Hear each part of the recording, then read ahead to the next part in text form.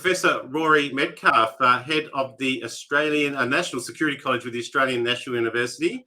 Thanks for joining us on our Tech and Sec Weekly. It's a pleasure. Rory, we've had you on before when you published your book, and I've got it right here, Contest for the Indo-Pacific, Why China Won't Map the Future. This particular episode's on the Australian Foreign Affairs. You've written Girt by China, Power Play in the Pacific. You've led with the lead article in this particular edition, and we've had previous interviews with the main authors of the Australian Foreign Affairs. Now, this particular session focuses on the Pacific. I thought it might open it up. We'll focus on your essay, obviously, but the Indo-Pacific and the Pacific. How would you compare the two or contrast them? They are really quite different regions when we think about the Pacific. Yeah. Well, look, thanks for having me back on the show. And I guess I've been associated quite a lot in recent years with the Indo-Pacific concept. I mean, plenty of analysts and policy leaders and policymakers have been driving this concept, but I've done a lot of thinking about what it means for Australia's strategic interests and for the wider region. And so I guess at one level it may seem a little bit counterintuitive that I've done an article that zooms in on the Pacific as a region in its own right, but also a major sub-region of the grand Indo-Pacific, if you like.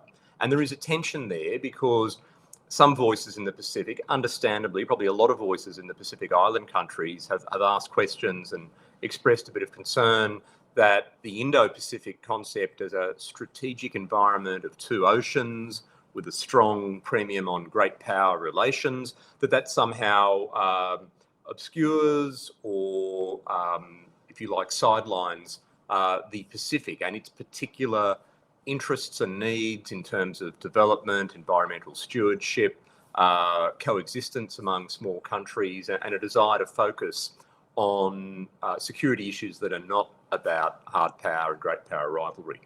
And so I guess I waded into this topic with a little bit of caution, I hope, a bit of circumspection. And in fact, unfortunately, after publishing the article, I wish I'd been able to do it a bit earlier, but after publishing the article, I did some consultations in Suva with particularly the Pacific Islands Forum Secretariat and also other Fiji-based experts and policy voices, as well as over the last few years, other Pacific voices from Canberra. And so I guess this is a work in progress. My conclusions at the moment are, as you allude, that there is a relationship between the Pacific and the Indo-Pacific, that I think we can interpret the Indo-Pacific in ways that actually benefit the interests of small island countries. And that's where I think a lot of the difficult diplomatic work needs to be done. I think that work wasn't necessarily done a few years ago when the Indo-Pacific became a thing in the policy world. And so we're starting from behind a little bit.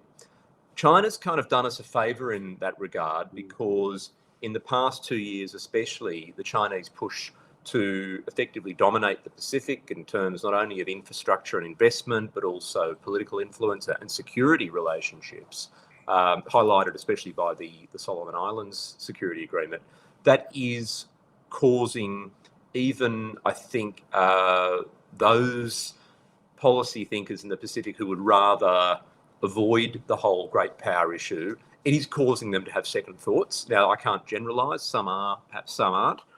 Perhaps some were already there. But there is, I think, an increased recognition that great power competition has come to the Pacific, whether we like it or not, and therefore the response needs to be something that reinforces the resilience and the choices and the sovereignty of small countries. Look, I'll just conclude this rather long answer, I'm afraid, by noting that what are the qualities of the Indo-Pacific concept, if we interpret them appropriately, that will benefit and privilege small island countries. One is that the Indo-Pacific is a maritime concept. The Asia-Pacific that was so dominant in the 1980s and the 1990s, or other regional conceptions apart from, I guess, the Pacific itself, the conception of Asia, for example, they don't automatically or necessarily privilege small island countries. In fact, the Belt and Road which is China's confected strategic framework, treats small countries everywhere as just way stations along the way, as ports along a China-centric road. So there's a maritime dimension, I think, that is, in fact, to the benefit of island countries, whether that's in the Indian Ocean or the Pacific Ocean. There's a multipolarity to the Indo-Pacific idea. It is about, if you like, recognising that, yes, China is rising, but China is rising in a region of many powers. I called my article that you refer to Sea of Many Flags to basically emphasise the multipolarity of the Indo-Pacific, but also the multipolarity of the Pacific. And so if you start looking at those elements of the Indo-Pacific, they do apply in the Pacific context, even though there are some special qualities about the Pacific, the blue Pacific continent, as the island countries call it, that might need their own special consideration. But then finally, if you also look at the challenges and opportunities in some other parts of the Indo-Pacific, especially the small island countries in the Indian Ocean, in some ways they're parallel, they're not that different from the challenges for Pacific Island countries. And one of the ideas I developed in my article is the idea of actually an enhanced islands dialogue between those two oceans so that they can effectively swap notes with each other. A little bit of that is happening already, but there could be a lot more, and that is not about America or Australia dominating those conversations. I think one thing it highlights in terms of, well, I'll call it great power, but that sphere of influence, the Pacific is never going to be immune from that. Something that stands out is that the French, the Japanese, the British, the Germans, all of the sort of colonial empires have been in that region. And then another call is often China's sort of perceived to say, no, their interest will be west, not necessarily east in the Pacific. Do you think that's the draw that the Pacific has, given its maritime domain? Any empire or sort of power contestation will be in the Pacific. It's just a natural. And is there high risk because of that? And these countries are relatively small and really hard to hang on to their sovereignty. Yeah. So again, I played with the somewhat provocative, but I think increasingly uncontroversial idea that there is a neo-colonial or imperial quality to China's behaviour in the Pacific. And indeed, that's written or implicit through the entire Belt and Road concept. The Maritime Silk Road, the maritime variant of that, was established in theory in 2013 as a Chinese policy framework. In 2015, mysteriously, we saw a branch line added that ran right through Melanesia all the way to New Zealand for some reason. So there is some kind of Chinese intent to basically turn an economic footprint into a security footprint and to tie that with political influence. And my argument is that that's actually quite resonant of what empires have always done. That's how effectively British and French and Dutch colonial empires began. The Portuguese were an exception. They were always a bit militant and religious, but generally Western colonial empires began with trade and the flag came next. And so even if you take a charitable view of China's intentions and you say, well, there's no intent to dominate, there's pretty much an empire happening inadvertently because of the sheer scale of China's power and interests. And I guess to wrap up on that point about geography, my assumption over many years was that China's focus on the Indian Ocean would be greater than China's focus on the South Pacific. I'm prepared to say that as the facts have changed, I've changed my mind on that. It's very clear that China now does have strategic intentions in the Pacific as well as its intentions in the Indian Ocean. In the Indian Ocean, there actually was a justifiable defensive element because of the need to secure the sea lanes, the massive flows of oil, energy, trade across those oceans, which have been threatened by piracy and which, of course, the Chinese worry could be threatened by a blockade by other powers. Those imperatives do not apply in the South Pacific. So, in fact, there's something in the South Pacific that is more about resource extraction, influence, dominance, obviously squeezing Taiwan out of the picture, and I think preparing the broader theatre for a potential confrontation with the United States and perhaps with Australia in years to come, whether it's about over Taiwan or something else. So a lot to worry about there. Yeah, well, David Kilcullen's also contributing in this particular edition and sort of writes about that military risk from China in the Pacific as well. I suppose, and this is a big topic, so I'd rather keep the audience wanting more and actually get a copy of the essay. That's the intention here. Sorry, yep, good. Nice.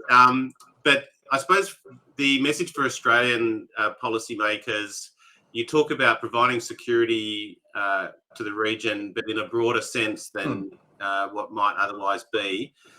It's potentially difficult to do from an Australian perspective. And again, it is a very busy area with a lot of interest there. Yeah. What's the general either opportunity, but also the vulnerabilities there for Australia within the region, given it's we're stretched diplomatically? Yeah, well, look to the credit of Australian governments, particularly the current government, the Albanese Labor government, but also, in fact, the Morrison government, even the Turnbull government, there was a new focus on the Pacific, and that focus had a very strong element of development, capacity building, education, whole of nation engagement. So, a lot of good work had already begun, but that's been stepped up, literally, the step up has been stepped up in the past year or two. And the current Australian government, I think, has combined that with some really respectful diplomacy for small island countries, and that's a good thing. And an acknowledgement, especially, of their concerns about climate change, a big policy change in this country.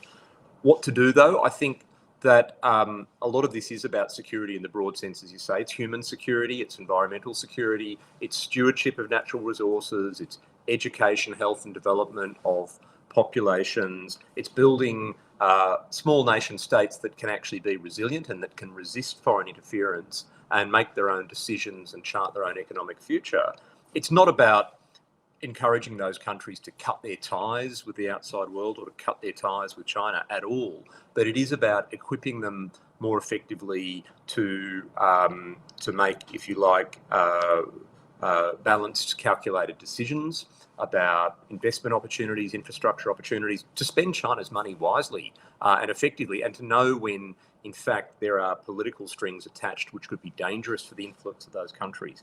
So Australia's starting to do a lot of that stuff, and it's good to see. But one of my arguments in the essay is to say that we cannot and should not do everything, because Australia does exist in a broader Indo-Pacific region. We still have interests in Southeast Asia. We're tending to take our eye a little bit off the Indian Ocean, and we shouldn't. We need to be engaged there as well. And that's where we can leverage the multipolarity, the fact that there are many other players with things to offer the Pacific Island countries as partners. Some of the usual suspects, Japan, New Zealand, the United States, France, which is a Pacific power, of course, but also other Europeans coming in, the Canadians coming in, even the Southeast Asians and the Koreans. And so Australia's final role in all of that is to be some kind of, I guess, respectful coordination point, not having a veto over others, but helping to deconflict and coordinate and get the most efficiency out of all of this capacity building. Do you think, or your observations here, are we leveraging those partnerships enough? I mean, the Quad is an example. You mentioned India, Japan, and obviously the US is potentially a role for the Quad. Our relationships with France needs improving over the longer term as well. So that's an opportunity. Canadians are obviously very strong within New Zealand, obviously. Are we leveraging enough? Are we partnering enough? Do you think? That's a really good question. That's the question I probably don't answer directly in the essay, but I'll say it now. I mean, I think yes and no, and that applies to different countries. So yes, in terms of the United States and New Zealand, no, in terms of Europe. Bear in mind that the Europeans themselves are really only beginning to step up, other than the French who are already there. But the fact that the Germans and the Brits as well, of course, the United Kingdom, the EU, are all getting more serious about the Pacific and really want to know what to do. I think Australia can have a guiding hand there. South Korea, they're just beginning to come in as well. So yes, with the usual suspects, but we're probably not doing enough with the new players, and that's where the opportunity lies. Where's, and I'll draw it just off topic, is where's the strategic plan that Australia has for the Pacific? Where would you point to if you said, okay, where's Australia's sort of medium-term focus for the Pacific and plans? Should we even have one? That's, yeah, look, interesting. I mean, again, when it comes to effectively two things, one is balancing and limiting Chinese power and influence, and secondly, maximising our own interests. We obviously have to be very careful. Any country has to be careful about how it publicly articulates its strategy, because this isn't about Australia returning as a colonial power into the Pacific. So there needs to be a lot of reassurance given there. And this is not about Australia willfully trying to pick a fight with China. We're acting in a very defensive and balancing way here. And so, as you know, declaratory policy, if it's not done with incredible sensitivity, can run the risk of exacerbating some of those misperceptions and tensions. As far as I know, well, I know that there isn't a comprehensive published strategy to point to, but there's lots of reading between the lines we can do on statements, speeches, white papers, defence updates over recent years, and of course the actual policy decisions that have been made or encouraged. I mean, for example, decisions in recent years about infrastructure, whether it's the undersea cable to Solomon Islands, or whether it's the purchase by Telstra of Digicel in PNG some years ago, and of course all of the security agreements that we've been successfully negotiating in recent months. There are lots and lots of data points to point to that strategy.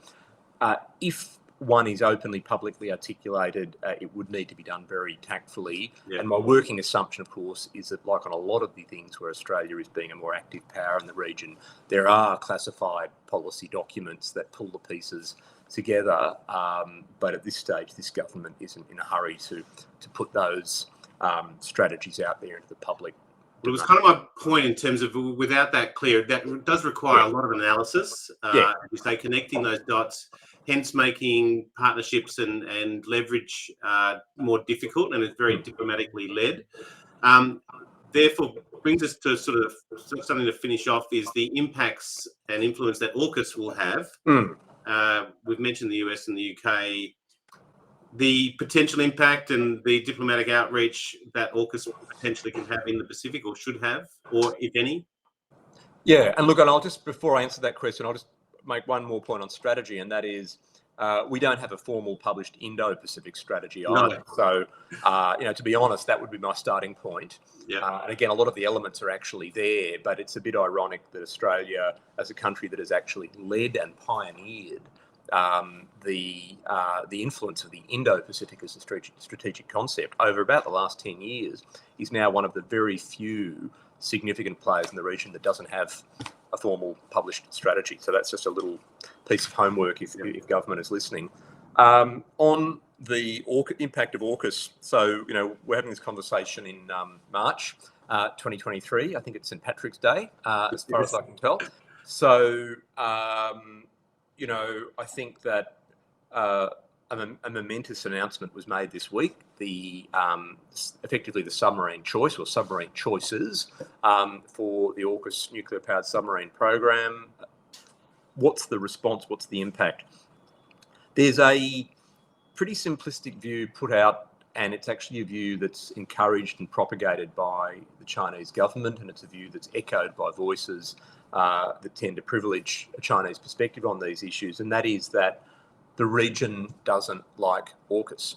And I would break that down not only in the Pacific, but in Southeast Asia and the broader Indo-Pacific. We need to break that down very forensically and put that to a truth test. And the truth test comes back with a very mixed response. In fact, if you just go beyond the Pacific for a moment, quite a few countries in Southeast Asia now are either okay with AUKUS, or in some cases actually quite positive.